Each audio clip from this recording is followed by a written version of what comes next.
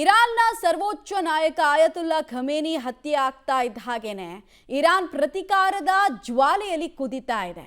Israel ಅನ್ನ ಗುರಿಯಾಗಿಸಿಕೊಂಡು ಇಡೀ ಮಧ್ಯಪ್ರದೇಶಕ್ಕೂ ಕೂಡ ನಾವು ಬೆಂಕಿ ಹಚ್ಚಿಬಿಡ್ತೀವಿ ಅಂತ ಕೊತ ಕುದಿತಾ ಇದೆ. ಇವತ್ತು ಡೇ 2, ಈ ಯುದ್ಧಗಳು ಸ್ಟಾರ್ಟ್ ಆಗಿ ಡೇ 2. ಇವತ್ತೇನಾಗ್ತಾ ಇದೆ ಬೆಳವಣಿಗೆಗಳು ಅನ್ನೋದರ ಮಾಹಿತಿಯನ್ನ ಕೊಡ್ತಾ ಡೀಟೇಲ್ಸ್ ಅನ್ನು ಕೊಡ್ತೀವಿ. ಖಮೇನಿ ಹತ್ಯೆ ಬಳಿಕ ಇರಾನ್ನಲ್ಲಿ ಏನಿದ್ರು ಕೂಡ ಪ್ರತಿಕಾರದ ಮಾತು ಕೇಳಿ ಬರ್ತಾ ಇದೆ.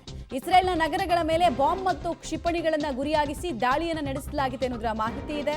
ಹರ್ಜೈಲಿಯಾ, Jerusalem, tell Aviv, central Israel ಸೇರಿದಂತೆ ಹಲವು ಕಡೆಗಳಲ್ಲಿ ಇರಾನ್ನಿಂದ ದಾಳಿಯಾಗಿರೋದ್ರ ಮಾಹಿತಿ ಲಭ್ಯ ಆಗ್ತಾ ಇದೆ.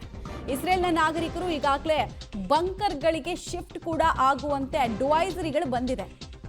ಅವರು ಈ ಯುದ್ಧ ಸಂಘರ್ಷ ಎಲ್ಲ ಹೊಸತೇನಾಗಿರಲಿಲ್ಲ ಅವರಿಗೆ. ಎಲ್ಲರೂ ಕೂಡ ಬಂಕರ್ನ ಒಳಗೆ ಹೋಗಿ ಮತ್ತು ಈ ಸಂದರ್ಭದಲ್ಲಿ ಇಸ್ರೇಲ್ ಜೊತೆಗೆ ನಿಂತ್ಕೊಳ್ಳಿ ಅನ್ನುವಂತಹ ಕರೆಯನ್ನ ಗವರ್ನಮೆಂಟ್ ಕೊಟ್ಟಿದೆ. ಮತ್ತು ಈ ಬ್ಯಾಲಿಸ್ಟಿಕ್ ಮಿಸೈಲ್ಗಳನ್ನು ತಡೆಯೋದಕ್ಕೆ ಅಂತ ಇಸ್ರೇಲ್ ತನ್ನ ಕವಚವನ್ನು ಕೂಡ ಬಳಸ್ತಾ ಇದೆ. ಐರನ್ ಡೋಮ್ ಇರ್ಬೋದು, ಡೇವಿಡ್ ಸ್ಲಿಂಗ್ ಇರಬಹುದು, ಈ ಥರ ಅನೇಕ ಕವಚಗಳ ಮೂಲಕ ತಮ್ಮ ದೇಶವನ್ನು ರಕ್ಷಣೆ ಮಾಡ್ಕೊಳ್ಳೋದಕ್ಕೆ ಎಲ್ಲ ರೀತಿ ಸಾಧ್ಯತೆಗಳು ಮಾಡ್ತಾ ಇದ್ರು. ಅಲ್ಲಲ್ಲಿ ಕೆಲ ಕ್ಷಿಪಣಿಗಳು ಹಾರ್ಬಂದು ಬೀಳ್ತಾ ಇದೆ ಭೇದಿಸಿ. ಹೀಗಾಗಿ ಎಲ್ಲೆಡೆ ಕೂಡ ಅಲ್ಲಿ ಸೈರನ್ಗಳು ಮೊಳಗ್ತಾ ಇದೆ. ಕ್ಷಿಪಣಿ ದಾಳಿಗೆ ಇಸ್ರೇಲ್ ತತ್ತರಿಸಿ ಹೋಗುತ್ತಾ ಅನ್ನೋದು ಪ್ರಶ್ನೆ. ಕಳೆದ ಸಲ ಇರಾನ್ ಇಸ್ರೇಲ್ ಅನ್ನ ಗುರಿಯಾಗಿಸ್ಕೊಂಡು ದಾಳಿ ಮಾಡಿದಾಗ ಆಯಾ ಪ್ರದೇಶಗಳಲ್ಲಿ ಹಾನಿಗಳಾಗಿತ್ತು, ಕಟ್ಟಡಗಳು ಧ್ವಂಸ ಆಗಿತ್ತು, ಸಾವು ನೋವಿನ ಪ್ರಮಾಣ ಇಸ್ರೇಲ್ನಲ್ಲೂ ಕೂಡ ಆಗಿತ್ತು. ಈಗಲೂ ಕೂಡ ಅಂಥದ್ದೇ ಸನ್ನಿವೇಶ ಮರುಕಳಿಸಿದೆ.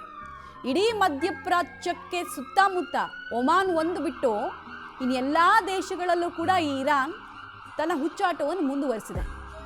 ಇಸ್ರೇಲ್ ಅನ್ನ ಕಂಡ್ರೆ ಕೆಂಡದಂತಹ ಕೋಪ ಇರಾನ್ ಆರ್ಮಿಗಿದೆ. ಹೀಗಾಗಿ ಎಷ್ಟು ನಾಶ ಪಡಿಸೋದಕ್ಕಾಗುತ್ತೋ ಅಷ್ಟು ಮಿಸೈಲ್ಗಳನ್ನು ಯೂಸ್ ಮಾಡ್ತಿದ್ದಾರೆ ಅನ್ನೋದು ಗೊತ್ತಾಗ್ತಾ ಇದೆ.